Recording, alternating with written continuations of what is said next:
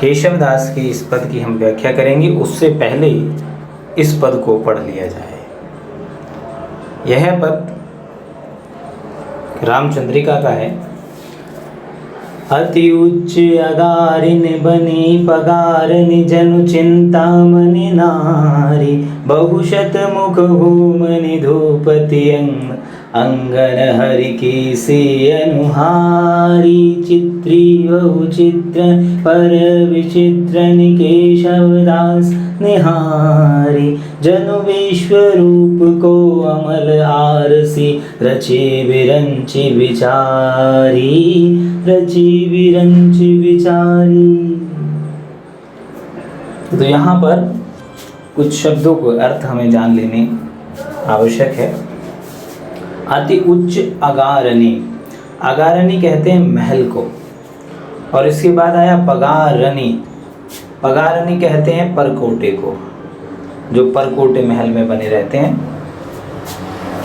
तो नारी समूह, तो यहाँ पर चिंतामणि नारी, अति उच्च अगारिन। तो इस छंद में केशवदास ने अयोध्यावासी जो नित्य नियम से हवन करते थे और उनके घर अनेक प्रकार के चित्रों से चित्रित थे, उसका पूरा वर्णन किया है। अयोध्या में अत्यंत ऊंचे महलों पर परकोटे बने हुए थे। अति उच्च अगारिन, अत्यंत ऊंचे महलों पर पगारिन, परकोटे बने हुए हैं।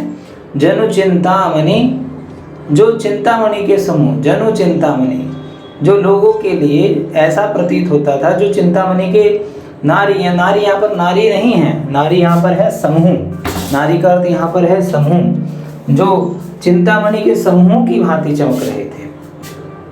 बहुशत मुख धूमनि धूपित अंगन हरि की सी अनुहारी, उनके बहुत से आंगन, यहाँ पर क्या है, मुख धूमनि धूपित।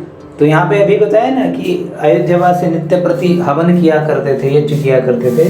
तो मुख, मख, मख कहते हैं यज्ञ को, मख धूमनि धूपित, मख यानी यज्ञों से के धुएं से काले हुए, यानी जो धुएं से काला हो जाता है स्थान, क्योंकि धुआं जब उड़ता है तो आसपास का स्थान पे कालीमा जम जाती है, धुएं की कालीमा।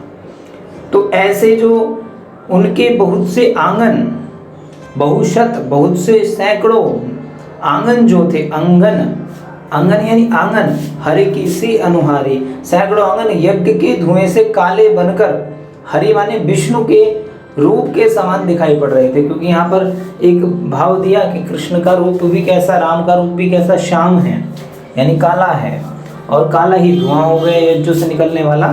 तो वह भी ऐसा वातावरण बन गया था कि मानो वो विष्णु के रूप के समान दिख पड़ रहा हो। चित्री बहुविचित चित्रिण पर विचित्रनी केशवदास निहारी, उनकी दीवारों पर तरह तरह के विचित्र चित्र बने हुए थे, जो विचित्र थे। पर विचित्रण, बहुत चित्रण, बहुत से चित्र थे, पर विचित्रण, पर वे विचित्र थे। केशवदास निहारी, केशवदास उन्हें निहारते हैं, केशवदास निहारते हैं। और यहाँ पर आगे कहते हैं कि तरह तरह के चित्र बने थे। केशवदास कहते हैं कि उन चित्रों को देखकर ऐसा प्रतीत होता है, जनु विश्व रूप को अमल आरसी, रची विरंची विचारी।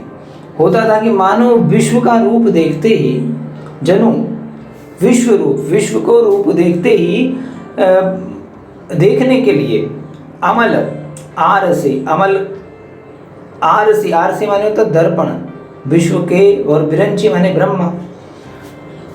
अमल माने तो यानी जो बिल्कुल विशुद्ध हो, अमल मल रहित स्वच्छ दर्पण। और अमल आरसी का अर्थ क्या हुआ, स्वच्छ दर्पण। आरसी माने दर्पण या शीशा जिसे कहते हैं हम। मानो विश्व का रूप देखने के लिए ब्रह्मा ने अयोध्या के रूप में स्वच्छ दर्पण की रचना की हो, ऐसा। तो यहाँ पर आप देख रहे हैं कि शुरू में जो प्रथम पंक्ति उसमें भी जनु शब्द आया, इसके बाद भी जनु शब्द आया। तो यहाँ पर उत्प्रेक्षा अलंकार भी हमें दिखता है। फिर इसमें उपमा भी दी गई है, उपमा भी दी गई है कि जो चिंतामणि के समूह की भांति चमक रहे हैं, ऐसी उपमा दी गई है। तो उपमा अलंकार भी है। और जैसे धूमनि धूपत, धै धै की आवृत्ति है, तो यहाँ पर अनुप्रास अलंकार भी मौजूद है। तो इस प्रकार हमने इस पद का व्याख्या देखी। ओम।